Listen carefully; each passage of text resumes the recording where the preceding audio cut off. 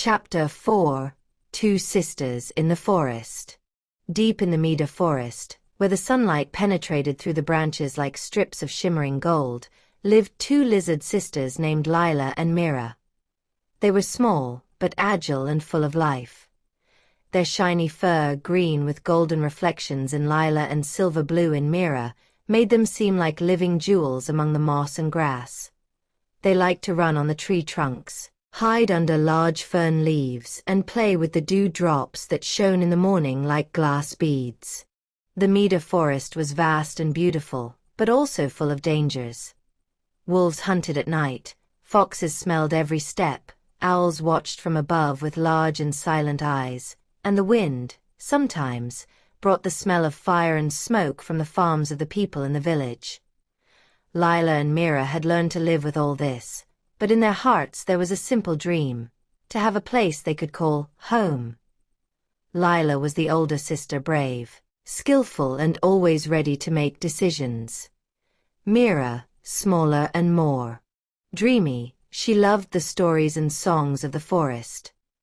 When they sat down in the evening on a large stone by the river, Mira would rest her head on her sister's back and often ask, "Lila, do you think we will ever have a real house, with warm walls and a roof that doesn't let the rain in?"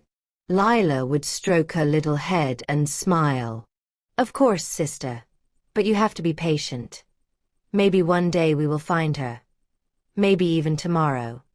And that tomorrow would come sooner than they thought. One clear morning, the sun was rising over the flowering trees, and the dew was still shining on the grass.